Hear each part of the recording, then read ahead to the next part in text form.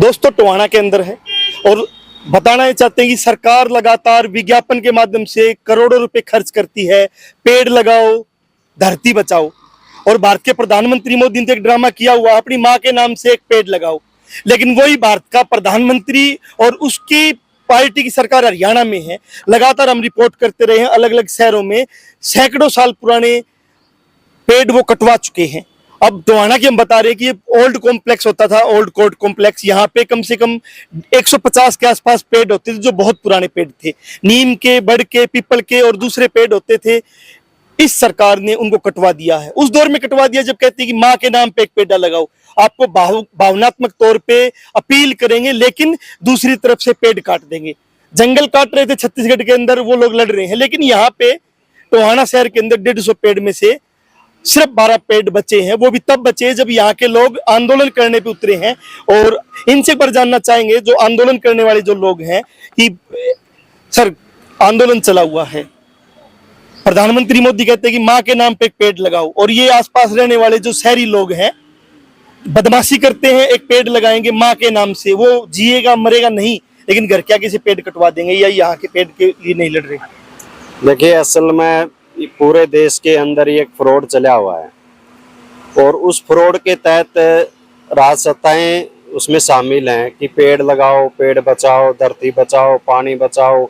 ये बचाओ के नाम के ऊपर एक ढकोसला करे हुए हैं। मैं आपको एक याद दिलाऊं, काफी नरेंद्र मोदी की सरकार बनी 2014 में।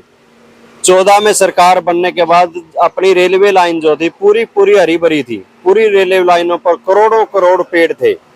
2014 में सरकार बनने के बाद कुछ दिन बाद ही रेलवे के जो है पटरियों दोनों साइड जो पेड़ थे, करोड़ों पेड़, पूरे देश के अंदर वो पेड़ काटे गए। क्या जरूरत आन पड़ी थी कि सारा देश के पेड़ काट दिए, कुछ कंपनियों को वो पेड़ दे दिए। इसका मतलब क्या हुआ कि वो पेड़ काट के फिर कहेंगे पेड़ लगाओ, पेड़ लगाओ। वो पेड़ काट दिए, उसकी जगह नए पेड़। जरूरत तो यहाँ भी नहीं है पेड़ काटने की। यहाँ के बारे में कितने पेड़ थे, कितने काट दिए, आपके किसी से कोई बातचीत हुई हो? यहाँ पर 165 पेड़ थे। पूरा ये परिसर BDPO परिसर जो हरा भरा था, 165 पेड़ काटने के बाद थे तो ये सिर्फ 12 पेड़ पीपल और बड़ के बचे हुए हैं। बाकी ये काट चुके हैं। ये भी बचाने के लिए हम 15 दिन से यहाँ पर धरना पे बैठे हैं कि जब तक प्रशासन हमें लिखित में नहीं देता कि इनमें से एक भी पेड़ नहीं काटा जाएगा, हम अपने साइड प्लान में चेंज करेंगे और सभी पेड़ों को बचाने की गारंटी देंगे। इसके लिए हम यहाँ पर बैठे हैं। हमारे बुजुर्ग से पूछ लेते हैं, आपकी उम्र के अनुसार लग रहा है कि आपने बहुत पेड़ देखे होंगे दौर में, लेकिन आप आज ये कंक्रीट के महल बन गए हैं, मकान बन गए हैं, लोग पेड़ काट देते हैं, क्या कहना चाहोगे?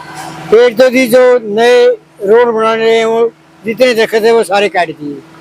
शहर में जितने दरख्त करना आगे थे वो सारे काट दिए। इसमें भी समझे 150 के करीब पेड़ काटे गए हैं।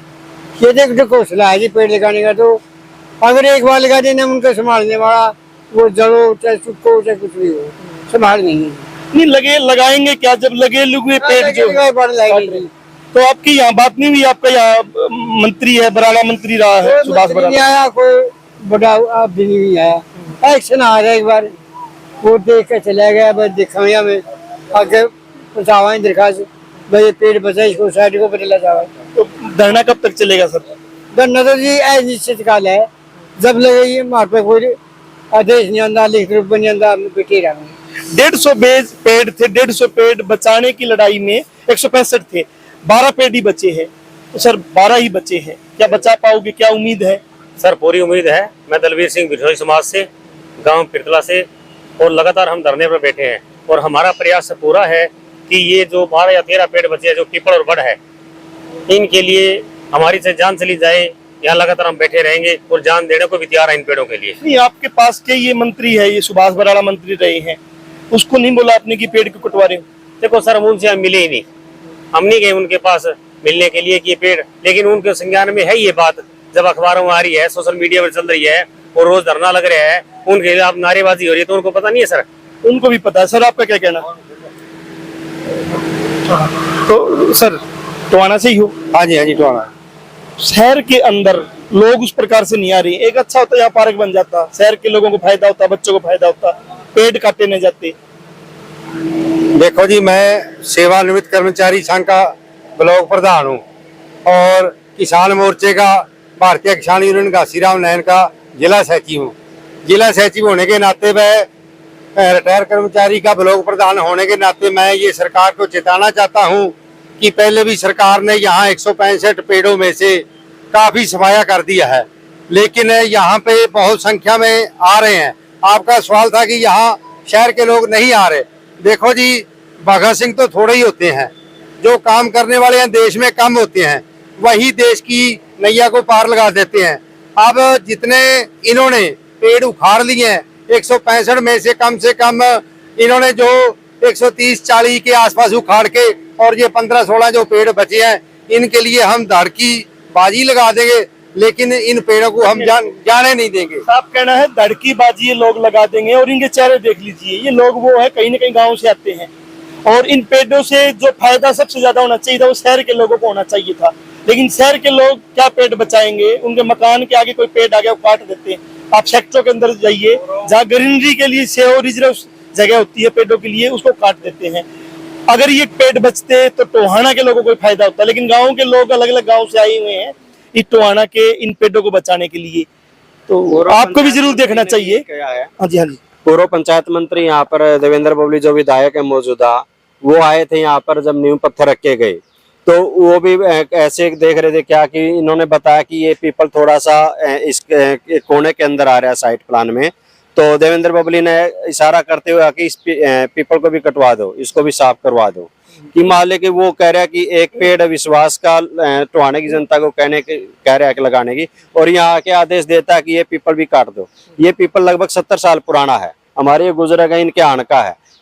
एक इस पीपल की कीमत भी अगर हम आके, वैसे तो पेड़ पौधे अनमोल हैं, जो चीज हमें जीवन दे रही वो अनमोल होती है, कीमत के अनुसार भी हम आके तो 3-4 करोड़ रुपए इस पीपल की कीमत है।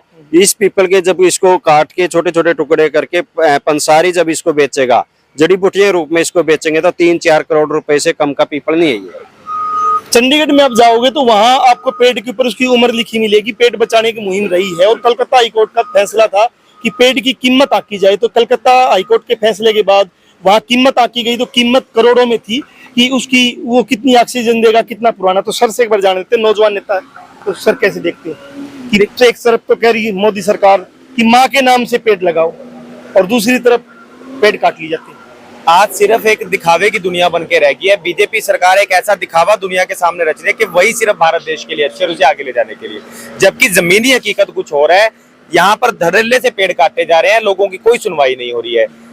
उस दिन जब हम एक दिल्ली में भी जैसे कहते हैं कोई पॉलिसी लेके आए है सरकार या कोई अच्छा दफ्तर बनना है, तो उसमें ट्री प्लांटेशन पॉलिसी है, जिसमें ट्री को ट्रांसफर किया जाता है, वहां पे जड़ समेत उसको उखाड़ कर नई जगह पे उसको शिफ्ट किया जाता है।